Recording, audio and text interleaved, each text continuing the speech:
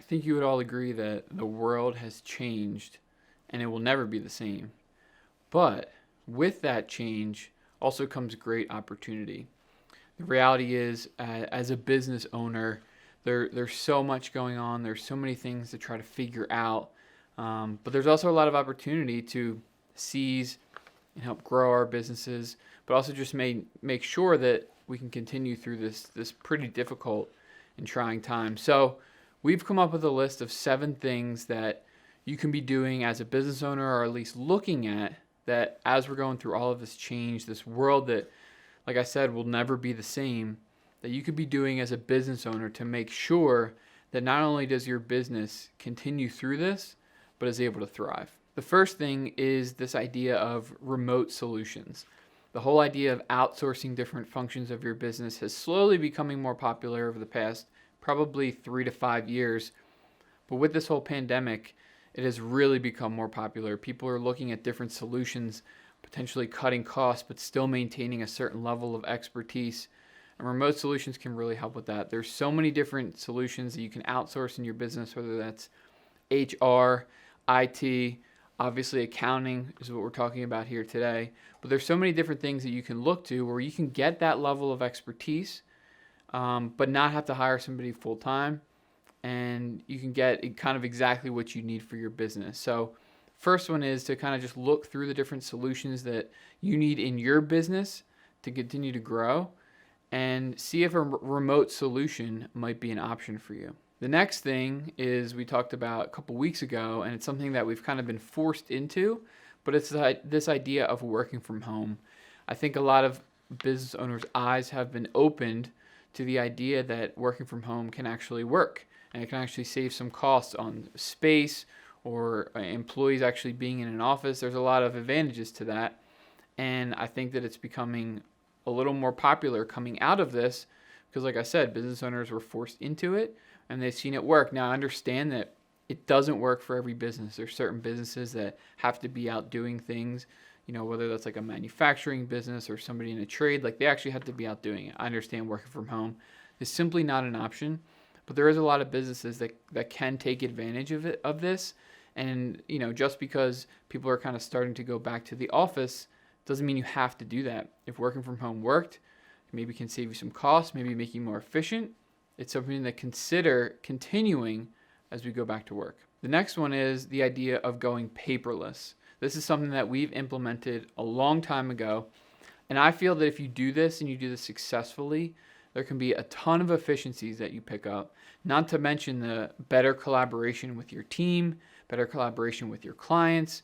And as you're kind of doing things and working through things, you're just able to access the information from anywhere. And that's a huge advantage. So now's a really good time with so many solutions that can help you do this very, very seamlessly to look into going paperless and picking up some efficiencies for your business.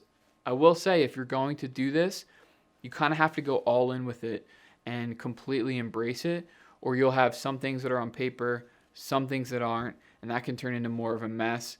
But if you fully embrace it and go for it, I do feel like there's a ton of efficiency, a lot better collaboration, and it can really benefit your business. The next one is having processes in place to either quickly scale your business up or scale your business down. Now, these situations may not happen as far as scaling up. Maybe somebody comes to you with an opportunity to merge, or maybe someone comes to you and says, hey, I have X amount of clients I want to give you. Are you able to scale your business up and capture that opportunity? These opportunities typically don't come along often, so are you ready for that? Now, it might not be perfect. You might not have a perfect plan in place, but it's at least something to think about. And the opposite is true. To scale down your business, do you have a plan if, let's say, a worldwide pandemic hits and you have to scale down your business? You have to lay off some people, you have to cut back on certain things. Do you know what that looks like? And so the idea here is just having some processes in place. Like I said, it's not going to be perfect, but having some processes in place if you quickly need to scale up, or you quickly need to scale down if something happens in the future. It's important, at least at a minimum, have those conversations so that if something does come up, you're somewhat prepared. The next one is documentation of processes. For us, that's the accounting process. But There could be all sorts of processes in the business, whether that's billing, whether that's IT, HR. There's so many things. It's important to document these things. That way, if maybe you have a key employee that leaves or a key employee that you need to lay off and bring someone in that's maybe at a lower pay scale, you can say, look, here's the processes that we had in place, and they can be up to speed very quickly. When you have to train somebody for months and catch them up to speed, and then they kind of aren't doing things exactly how you want, and that can really slow things down and really stunt the growth of a business. So documenting these processes is important so that when something happens in your business, like we talked about before, either scaling up or scaling down, you have all the processes in place and you can just run with, plug and play, next person in to kind of pick things up right where they left off. These last two are probably the two most important ones, in my opinion. So the first one is, and this is number 6 on our list, is finding new opportunities. With change comes new opportunities. For some businesses, it's very easy to identify. For others, maybe not so much. But there is always opportunity whenever something changes, and you need to go out and find those. As a business owner, it's our job to continue to shape our business to what people need and what people want and what makes sense for us and what we love to do. And anytime something major happens, like what we're going through now, I personally feel like there's tons of opportunity. Now, for some businesses, that might mean business as usual, maybe tweak a couple things. Other businesses, that might mean flipping your business upside down and going a completely different direction because that's where the world is heading. Whatever it is, there is opportunity, and the first step is to identify them. The next step is to have the willingness to make a change in your business in order to seize those opportunities. A lot of people can come up with good ideas.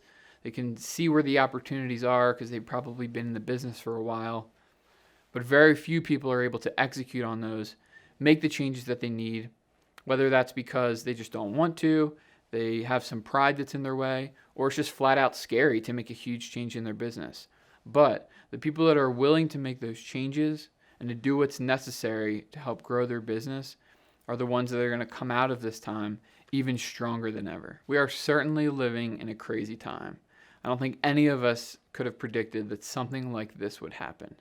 However, there are a ton of opportunities out there, and there's things that we can be doing in this time to set our business up for future success. So my question to you is, what things are you doing in your business to set yourself up for that future success? Drop a comment down below and let me know. I'd love to hear from different business owners and different people what they're doing to make sure that their business not only stays afloat during this time, but comes out of it stronger than ever. Thank you guys for watching. We'll catch you